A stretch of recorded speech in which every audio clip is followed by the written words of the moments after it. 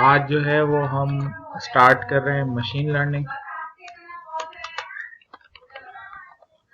Machine learning क्या होती है, इसको अंडरस्टैंड करने की आज हम कोशिश करेंगे। इसकी कुछ टाइप्स वगैरह देखेंगे। तो machine learning point of view से अगर हम जैसे इतना मैंने आपको बता दिया था कि machine learning is a branch of artificial intelligence, ठीक है। और होता क्या है, इसको आप खाली एमएल भी कह सकते हैं। यानी इसकी डेफिनेशन आप लिखेंगे, एमएल वर्क्स ऑन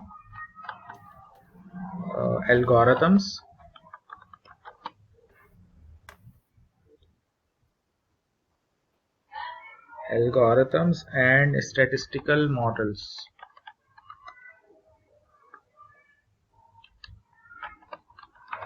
तो ये मॉडल्स क्या चीज़ होती है, ये ज़रा इम्पोर्टेंट चीज़ है, इसके ऊपर डिस्कशन करेंगे हम। तो ML works on algorithms and statistical models.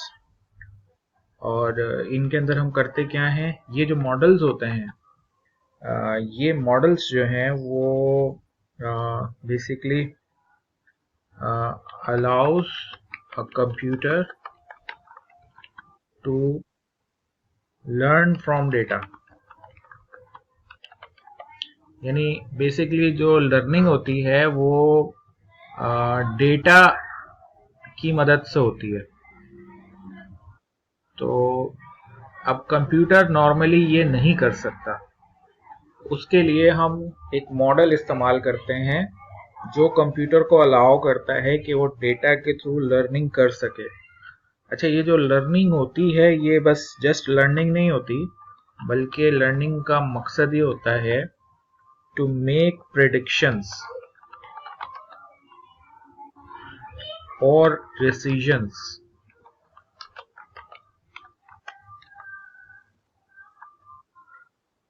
ये एमएल बेसिकली क्या है कि ML works on algorithm development. यानी एमएल के अंदर हम बेसिकली एल्गोरिथम डेवलप कर रहे होते हैं। लेकिन ये जो एल्गोरिथम्स होते हैं, ये जो हम डेवलप करते हैं, तो इसमें इंपॉर्टेंट चीज, जो चीज डेवलप होकर सामने आती है वो कहलाती है मॉडल। इसको हम एआई मॉडल कहते हैं।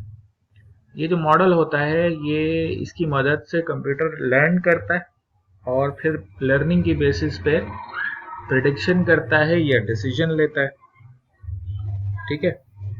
अब ये मशीन लर्निंग के बेसिकली डिफरेंट स्टेजेस हैं, जिसको आप कह सकते हैं स्टेजेस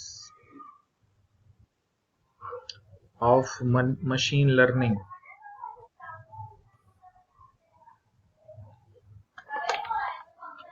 वो स्टेजेस क्या क्या हैं, स्टेजेस ऑफ मशीन लर्निंग, यानी मशीन लर्निंग पे किस तरीके से काम होता है।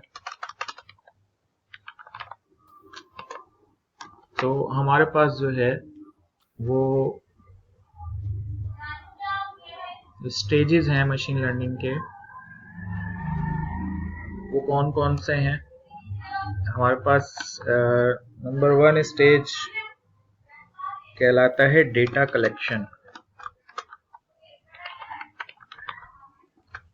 नंबर 2 स्टेज हमारे पास कहलाता है data pre processing.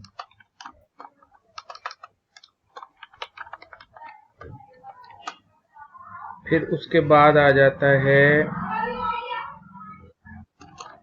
Selection of model. Selection of model के बाद आता है ट्रेनिंग ऑफ मॉडल।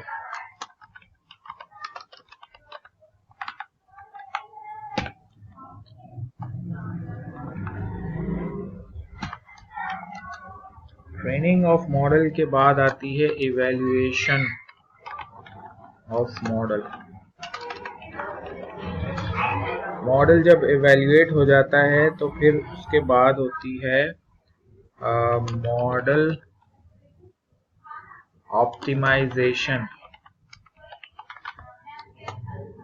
जब मॉडल ऑप्टिमाइज हो जाता है तो फिर होती है प्रेडिक्शन। अच्छा, अब ये बेसिकली ये इसको हम स्टेप बाय स्टेप डिस्कस करेंगे, लेकिन इसमें ये समझ लें कि ये जो प्रोसेस है ना, ये कंटिन्यूस प्रोसेस है। यानी आप इसको ऐसे समझ लें कि ऐसा नहीं होता कि 7 पे जाके हम रुक जाते हैं, बल्कि फिर दोबारा 1 पे चले जाते हैं।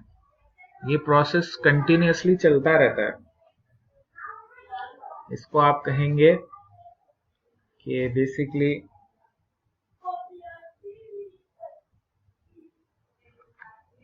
जब आप इधर पहुंच गए ना प्रेडिक्शन पे, तो यहां से फिर आप वापस मजीद डेटा कलेक्ट करना शुरू कर देते हैं, और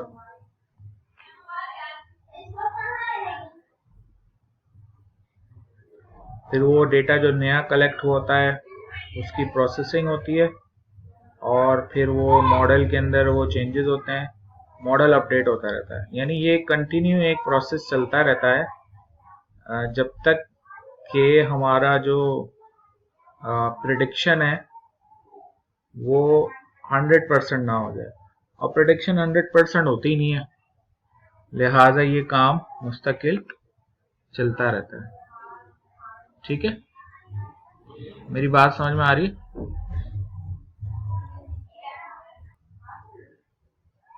इसमें आप ये समझें कि मशीन लर्निंग की डिफरेंट टाइप्स होती हैं, जिसको हम कहते हैं types of machine learning. Machine learning की टाइप्स कौन कौन सी हैं? नंबर 1 मशीन लर्निंग की टाइप है जिसको हम कहते हैं सुपरवाइज्ड लर्निंग।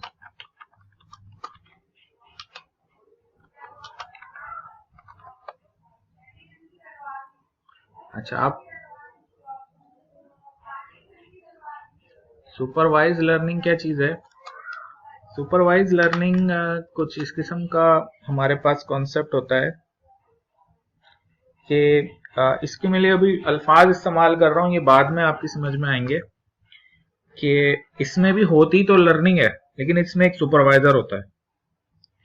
यानी इसमें बेसिकली जो मॉडल होता है, model is trained by using labelled data set to predict outcome. Supervise learning कुछ इस किस्म की लर्निंग होती है कि इसमें हमें पता होता है कि क्या इनपुट होगा और क्या आउटपुट होगा, और इस किस्म की जो लर्निंग होती है इसकी कुछ एग्जांपल्स भी आएंगी तो बात और क्लियर हो जाएगी। ये सुपरवाइज लर्निंग कहलाती है। यानी इसको अगर मैं आपको डायग्राम की फॉर्म में समझाऊं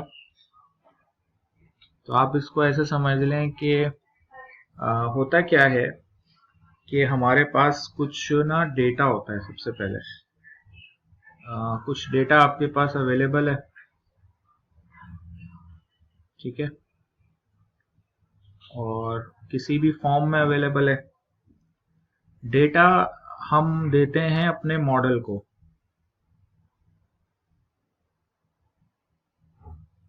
मॉडल को डेटा मिलता है। मॉडल क्या करता है कि उस डेटा की ट्रेनिंग होती है, ठीक है, मॉडल ट्रेन होता है,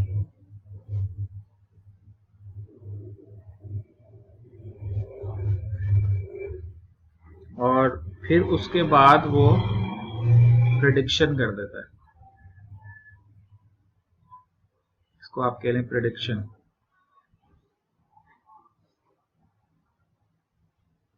अच्छा, अब इसमें जो चीज इंपॉर्टेंट है वो ये कि ये जो डेटा है ये एक तो लेबल्ड डेटा है। खास बात ये है कि ये लेबल्ड है। दूसरी बात ये कि इसके अंदर जो प्रोसेस होता है वो कुछ इस किस्म का होता है कि हम ट्रेनिंग और टेस्टिंग कर रहे होते हैं,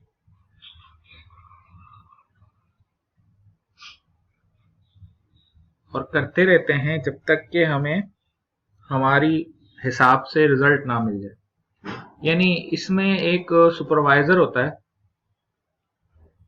जो ट्रेनिंग के अंदर इन्वॉल्व होता है। ये बिल्कुल ऐसे है जैसे मिसाल के तौर पे एक छोटा सा बच्चा है, अब आप उससे कह रहे हैं कि भाई 2+2 4 होता है।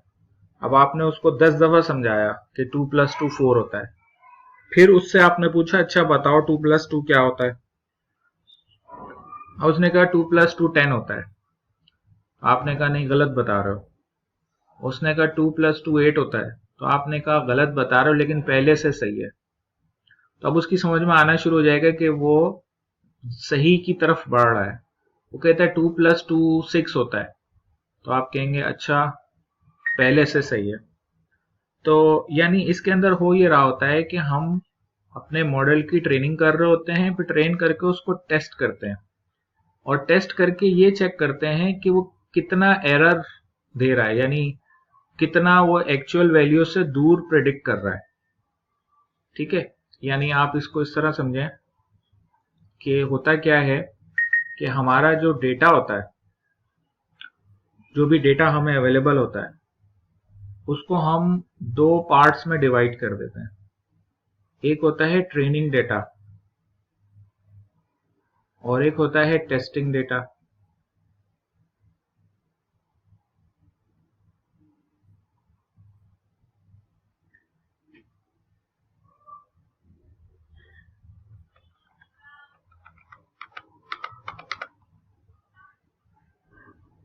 एक क्या हो गया सर?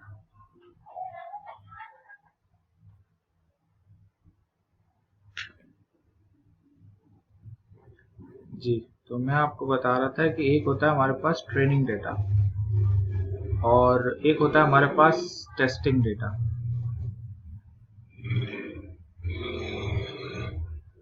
अच्छा, ट्रेनिंग के अंदर भी हमें पता होता है कि इनपुट क्या है और इनपुट के नतीजे में आउटपुट क्या आएगा, इसलिए इसको बोलते हैं लेबल्ड। अच्छा, टेस्टिंग में भी पता होता है हमें कि इस अगर मैं ये इनपुट करता हूं तो ये आउटपुट आएगा। ठीक है, अब हम क्या करते हैं कि पहले मॉडल की ट्रेनिंग करते हैं बाय यूजिंग दिस डेटा, फिर वो डेटा जिसका आउटपुट हमें मालूम है उससे उसको टेस्ट करके चेक करते हैं कि वो कितना एक्यूरेटली प्रिडिक्ट कर रहा है। तो एक तो एक्चुअल रिजल्ट हमें पता होता है, एक्चुअली क्या रिजल्ट आना है वो हमें पता होता है। एक हमारे पास प्रिडिक्टेड होता है जो हमारा मॉडल देता है। इन दोनों का डिफरेंस निकाल लेते हैं तो हमें पता चल जाता है एरर। तो हम क्या करते हैं कि एरर को मिनिमाइज करते हैं, तो उससे हमारी एक्यूरेसी बढ़ती चली जाती है। अभी आपकी कुछ समझ नहीं आ रहा होगा जो मैं बातें कर रहा हूं, लेकिन ये कि ये प्रोसेस चलता रहता है। ठीक है, और ये उस हद तक चलता रहता है जब तक कि एरर हमारी ऑलमोस्ट जीरो ना हो जाए।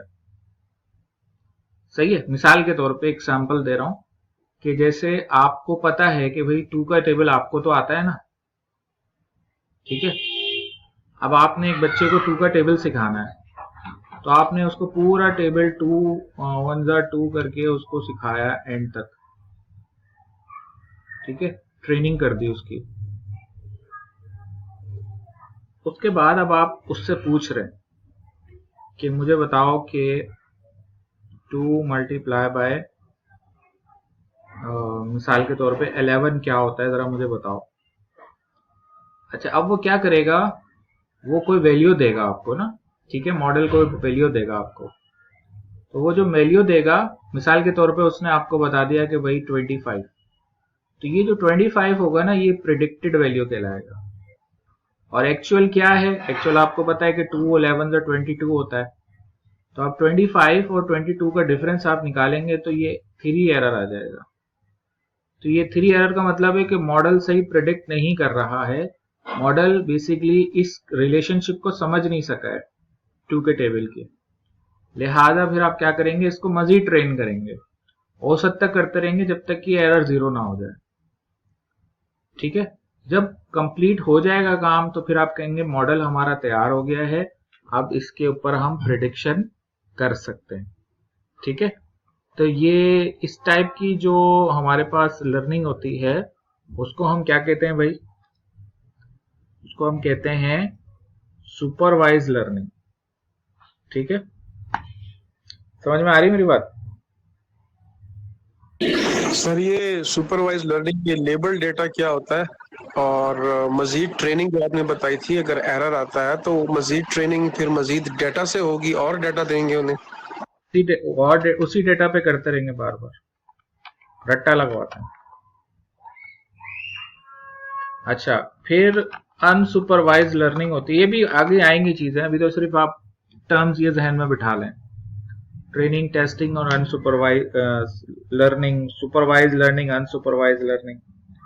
अनसुपरवाइज लर्निंग में ना कोई सुपरवाइजर नहीं होता है, यानी इसके अंदर क्या होता है हमारे पास कि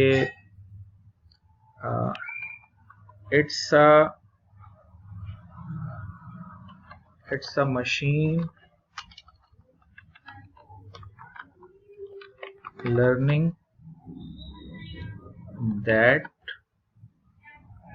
learns patterns and structures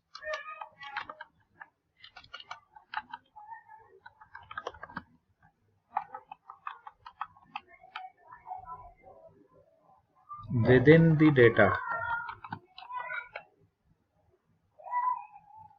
without human supervision। अच्छा, आप देखें ये वाली जो लर्निंग है अनसुपरवाइज लर्निंग, इसमें कोई सुपरवाइजर का रोल नहीं होता है। अब सुपरवाइज लर्निंग की एक एग्जांपल ये हो सकती है कि मिसाल के तौर पे आपने जो है ना वो एक मॉडल को बहुत सारी तस्वीरें दिखा दी, ट्रेन कर दिया उसको फेसेस पर, और फिर उसके सामने एक फेस रखा तो वो प्रिडिक्ट करके बता रहा है कि किसका फेस है। ठीक है, तो जैसे फेस रिकग्निशन है, इट्स सुपरवाइज लर्निंग। सही है। अनसुपरवाइज जो है ना वो थोड़ी डिफरेंट होती है। अनसुपरवाइज के अंदर हमारे पास हमारे पास डेटा होता है, लेकिन हमें ये नहीं पता होता है कि हमें चाहिए क्या। जैसे आप इसको इस तरह समझें कि एक टर्म इस्तेमाल होती है जिसको हम कहते हैं डेटा माइनिंग। अच्छा, आपको पता है माइनिंग क्या होती है?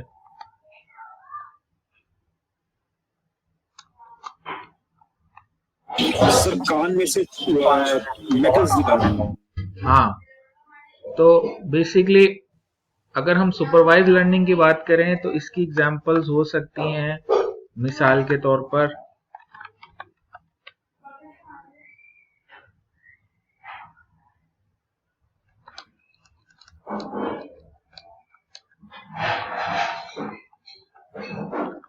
फॉर एग्जांपल जैसे मैंने कहा फेस रिकग्निशन,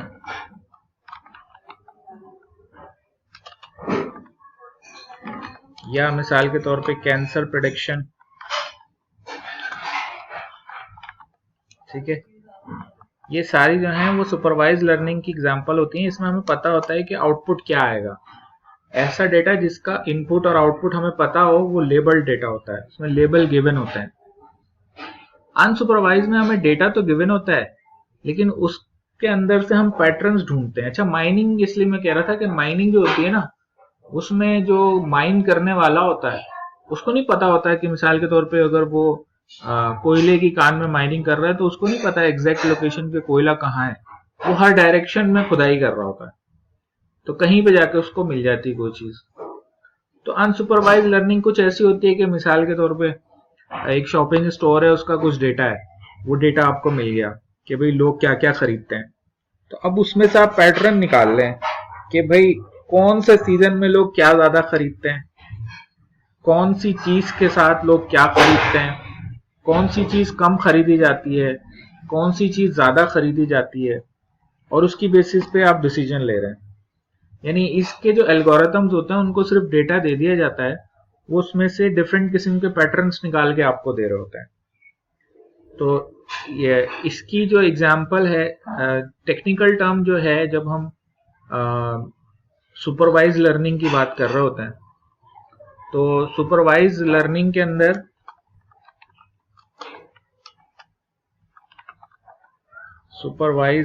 अंदर हम कहते हैं कि जनाब इसकी एक टाइप है विच इज, अभी आगे हम देखेंगे भी, वो होती है जनाब जिसको हम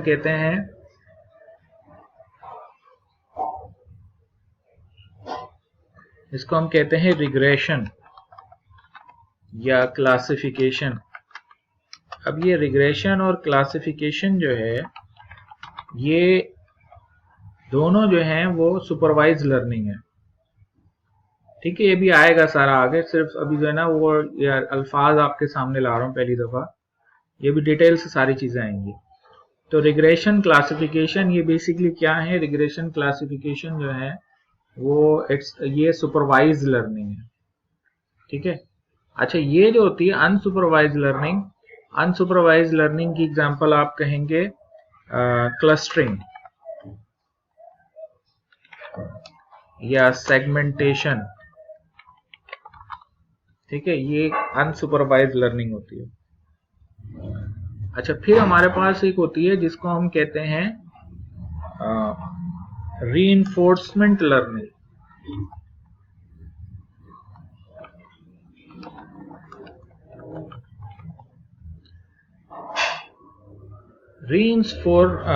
रीइंफोर्समेंट लर्निंग जो है, रीइंफोर्समेंट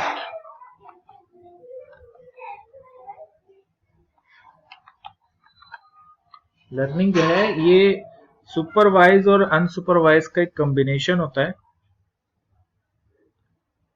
ठीक है, या यहाँ पे जो मॉडल होता है, ये मॉडल लर्निंग करता है बाय ट्रायल एंड एरर। यानी इसमें जो लर्निंग होती है वो कुछ इस किस्म की होती है जैसे सर्कस में जानवरों को सिखाया जाता है ना, कि वो अगर वो जिनको जो कहा जा रहा है वो अगर करेंगे तो उनको इनाम मिलता है, नहीं करेंगे तो उनको पनिशमेंट मिलती है। तो इस तरह की जो लर्निंग होती है वो रीइंफोर्समेंट लर्निंग कहलाती है। ठीक है। अब ये जो ये भी अभी आपकी समझ में नहीं आएगा, ये भी हम आगे जाएंगे तो उस वक्त क्लियर होगा। इनफैक्ट ना आपको अनसुपरवाइज लर्निंग समझ में आया होगा, ना सुपरवाइज लर्निंग समझ में आया होगा। अभी ये कि जैसे ये टर्म्स आपके सामने मैंने रखी हैं, अभी आहिस्ता आहिस्ता इनको मजीद हम एक्सप्लोर करते रहेंगे। अभी जो इनिशियली हम क्या करते हैं कि हम ना कुछ एल्गोरिथम्स अंडरस्टैंड करते हैं और फिर उसके बाद आहिस्ता आहिस्ता ये चीजें क्लियर होना शुरू हो जाती हैं। तो एक्चुअली जो ML एल्गोरिथम्स हम स्टार्ट करेंगे पढ़ना, तो ये चीजें फिर हमारे सामने आना शुरू हो जाएंगी। मिसाल के तौर पे पहले तो हम देखेंगे जनाब न्यूरल नेटवर्क्स को। न्यूरल नेटवर्क्स क्या होते हैं, किस तरीके से बनाए जाते हैं, ये हम अंडरस्टैंड करेंगे। जब हम न्यूरल नेटवर्क्स को अंडरस्टैंड करेंगे, बनाना सीख लेंगे, ये अब कोड के थ्रू काम करना पड़ेगा। ठीक है, तो न्यूरल नेटवर्क्स बनाते कैसे हैं, ठीक है, वो आएगा। फिर उसके बाद हम कुछ एल्गोरिथम्स अंडरस्टैंड करेंगे। सबसे पहले लीनियर रिग्रेशन अंडरस्टैंड करने के बाद फिर हम आएंगे लॉजिस्टिक रिग्रेशन के ऊपर। अब ये दोनों लीनियर रिग्रेशन जो है वो बेसिकली सुपरवाइज लर्निंग है, लॉजिस्टिक भी सुपरवाइज लर्निंग है। ठीक है, फिर हम क्लस्टरिंग के ऊपर आ जाएंगे। क्लस्टरिंग जो है ये भी सुपरवाइज लर्निंग है। ये रिग्रेशन है, ये क्लासिफिकेशन है, ये क्लस्टरिंग है। ठीक है, और decision trees, random forest, different algorithms हैं, ये हम स्टडी करेंगे। तो हमारे पास जो है वो ये जो कॉन्सेप्ट्स अभी हमने देखे हैं ना, सुपरवाइज, अनसुपरवाइज, ये आहिस्ता आहिस्ता हमें समझ में आना शुरू हो जाएंगे। ठीक है, तो अब इसके लिए जो लाइब्रेरीज हमें चाहिए पाइथन की, वो कौन कौन सी चाहिए? तो उसके लिए जनाब हमें चाहिए numpy, pandas हम देख चुके हैं। इसके अलावा कुछ और लाइब्रेरीज हैं। मैटप्लॉटलिब मैंने आपको बता रखी है, और भी कुछ लाइब्रेरीज हैं जो कि हम एक्सप्लोर करेंगे और उनको इस्तेमाल करेंगे। ठीक है, तो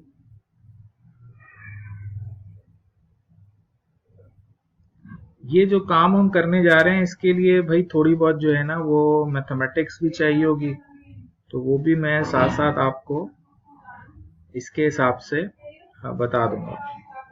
ठीक है, जितनी नीड होगी उतना बता दूंगा। ज़्यादा मैथ्स में जाएंगे तो फिर प्रॉब्लम हो जाएगी जनाब कि भाई क्या कर रहे हैं क्या नहीं कर रहे। अभी फ़िलहाल मैं थोड़ा सा आपको एक हल्का सा आइडिया दे रहा हूँ with respect to linear regression. ठीक है, और लीनियर रिग्रेशन या सिंपल रिग्रेशन क्या होती है इसको हम अंडरस्टैंड कर लेते हैं, और फिर अगली क्लास में उसका पाइथन का हम कोड